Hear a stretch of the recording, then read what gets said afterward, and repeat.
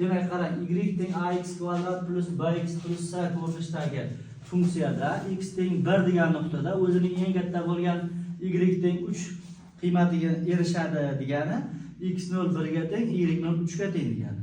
Va x teng -1 bo'lganda funksiya 0 ga teng bo'ladi, ya'ni y teng 0 bo'ladi degani. Demak, bizda shu funksiyaning x teng 5 dagi funksiyani o'zi, ya'ni y ni topib qo'ydik. Biz uning uchun a, b, c, ya'ni noma'lum koeffitsiyentlarni nima qilishimiz kerak?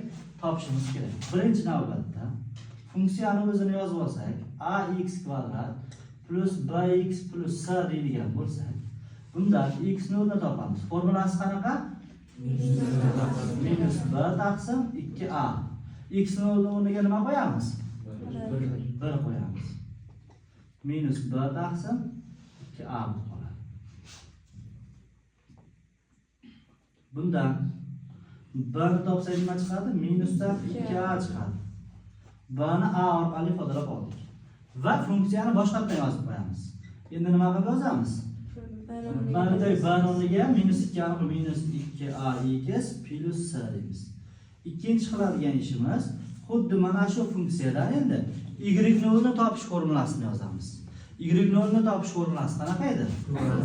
y0 teng 4ac minus b kvadrat taqsim 4a bo'ladi. Tushundilarmi, tushunmadinglarmi?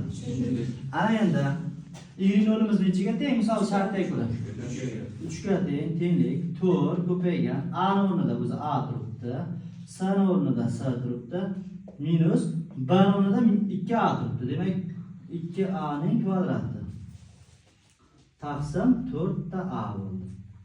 Tushunarlimi? Buni bu tomonga ko'paytirib yuborsam 12a bo'lib qoladi. 12a. Shunaqami? Tenglik bu yerda 4a c minus 4a kvadrat. Tushundingmi? Endi buni a ga bunday qilib bo'lib yuborsak 12 tenglik 4c minus 4a bo'lib qoladi. Hop, bu tomonga o'tkazib yuborsak 4 ta c teng 12 plus 4a bo'lib qoladi va 4 ga bo'lib yuborsak c teng 3 plus a bo'ladi. Sayimiz nima edi ekan demak? 3 plus a ga teng ekan. Demak, uchinchi ish. Funksiyani yana qaytadan yozaman. Y tenglik nima bo'lar ekan? ax kvadrat minus 2ax plus endi c ni o'rniga nima qo'yaman? 3 plus a. 3 plus a degan mana shu funksiya hosil bo'ldi. Biz oldidagi x kvadrat va x ni oldidagi va ozod xatdagi parametrlarni b, c edi-ku dastlab. Faqat a ga keltirib oldik. Tushunarlimi? Endi mana bu yerdagi bu birinchi shartida, mana bu birinchi shartida, bu ikkinchi shartida, mana bu uchinchi shart. Ya'ni x o'rniga -1 qo'ygandagi 0 ga teng bo'lishidan a ni topib olamiz. Demak, x o'rniga -1 qo'yar ekanman, y o'rniga necha qo'yar ekanman? 0 qo'yar ekanman. 0 teng a ko'paygan -1 ning kvadrati minus 2a ko'paygan -1 plus 3 plus a bo'lib qoldi. Shunaqami?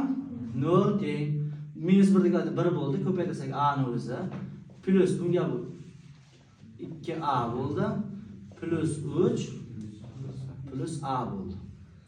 Bundan 4 ta a plus 3 teng 0 bo'lib qoldimi? A ni topib olsak -3 taqsim 4 chiqdi. A topilgandan so'ng mana bu yerga qo'ysam b ham kelib chiqadimi? Mana b teng -2a ekanligini topdik-ku. Demak, bu -2 ko'paygan -3 taqsim 4. Tushunyapsizlar? Qisqarib ketsa 2 qolib 3 taqsim 2 chiqadi. Sayimiz nimaga teng? Sayimiz 3 plus a ga teng. A ni o'rniga nechini qo'yaman? -3 taqsim 4. 12 9 taqsim 4 bo'lib qoldimi bu? Demak, endi nima qilaman? Funksiyani o'zini qayta yozamiz. Y teng a ni o'rnida necha bor ekan? -3 taqsim 4 x kvadrat. B ni o'rnida nima bor ekan? Plus 3 taqsim 2 x. Shundaymi? C ni o'rnida nima bor ekan? 9 taqsim 4. Mana shu funksiyani endi bizdan so'rayotgan narsasi x teng 5 bo'lgandagi y ni qiymatini so'rayapti. Demak, y 5 ni so'rayapti. 5 qo'ysak, minus 3 taqsim 4 ko'paygan 5 ning kvadrati plus 3 taqsim 2 ko'paygan 5 plus 9 taqsim 4. Hisoblab olamiz endi. y5 teng kvadrat 25 3 ga ko'paytirsak minusdan 75 taqsim 4 plusdan 15 taqsim 2 plusdan 9 taqsim 4. Umumiy mahraj berib yuboraman. 4 umumiy mahraj. Bunda minus 75 ni o'zi bunga 2 ta yetmaydi. Plusdan 30 plusdan 9 45 dan 9 esa 36 mi? Minusdan 36 taqsim pastda 4 qoldimi? Bu nima degani? Minus 9 degani. Tushunarlimi, tushunmadingmi? Javob qaysi javob? A javob. Tushundilaringmi, tushunmadilaringmi?